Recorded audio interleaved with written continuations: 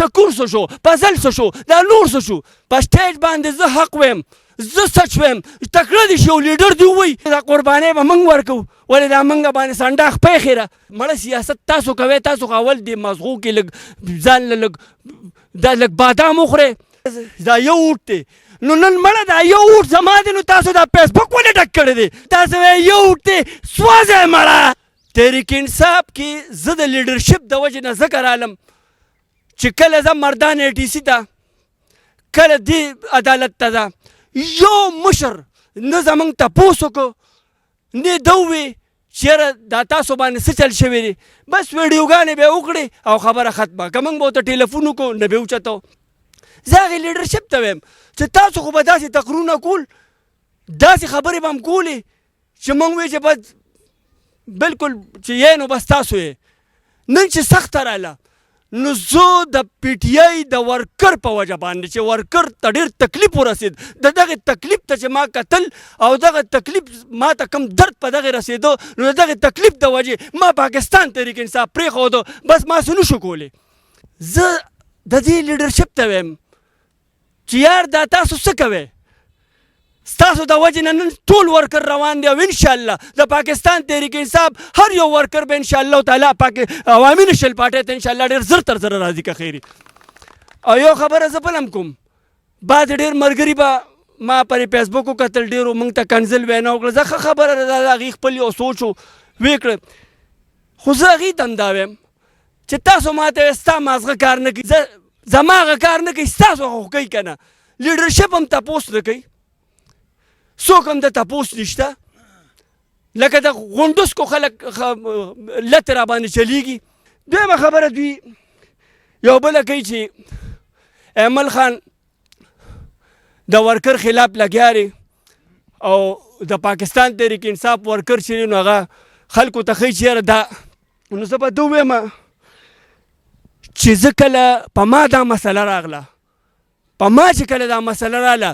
زما په خدای قسم ګورې دا نه چې یاره دلته عوامي نشل پارټۍ کې زه شمولیت کوم نو زه دوی مدې ویم نه نه نه په خدای مې د قسمې اشتیاق راته رنګ کړی دی دا رې مخامخ ناست دی سعد راته رنګ کړی دی دغه رنګ په زما په ګاونډ کې عوامي نشل پارټۍ ښه مضبوط کس دی هغه راته وایي دا شناختي کارت زه درسره ضمانت کوم یو کس د PTI چې هغه ما سره کلک ولاړو باقي نور او هغه هم داسې کس و چې لکه زما غوندې کس و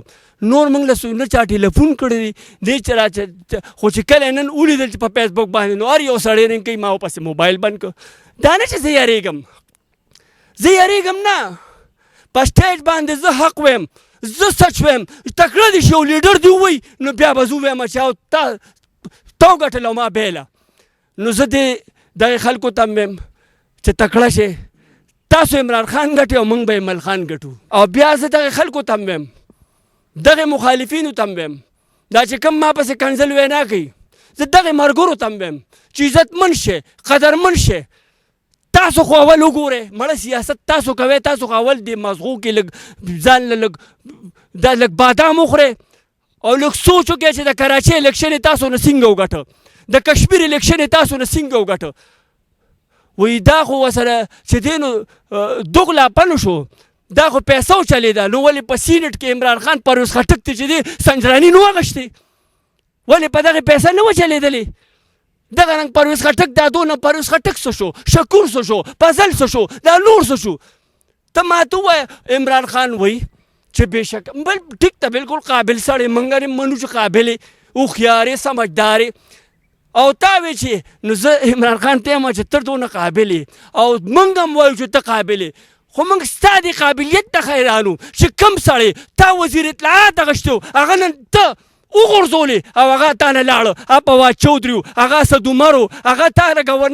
ګورنر سند اسماعیل هغه ته ودرولو هغه هم نه لاړه نو تا خو عمران خان صاحب تا وی دا قابل دی او دا ما سره ولاړ دي څه شو نور قابل به موږ به تا ته څه وایو یاره ته څنګه قابل یې په تحریک انصاف کې موږ څه زده کړل کنځل وینا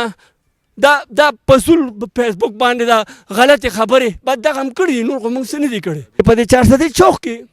داسې لیډر موږ هم ولیده چې هغه دا خبرې مو کړې چې یاره که ما د جامع موزي او که زما پکې دا لور هم چې دی نو وفات شي زما مخکې دغه کښې نو خو زه ورته څه زه به بیا هم وایم چې پاکستان تحریک انصاف زنده‌باد. زه دغې لیډر ته وایم چې نه خو دې د ورکر تپوس وکړه او په خپل هم پټې او دا چې دی نو دا قربانۍ به موږ ورکوو ولې دا موږ باندې سنډاخ پیښې مخکې هم تاسو هم رسۍ وخوړې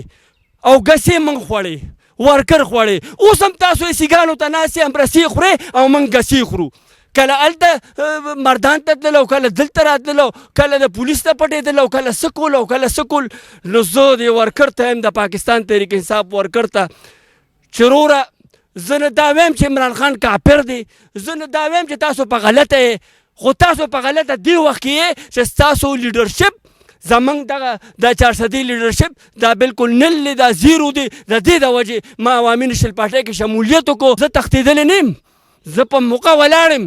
زه اوس هم کیس لړاوم لګ یم خو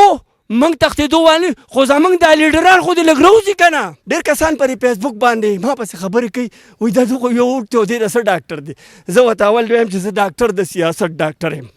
او دویمه خبره ورته کومه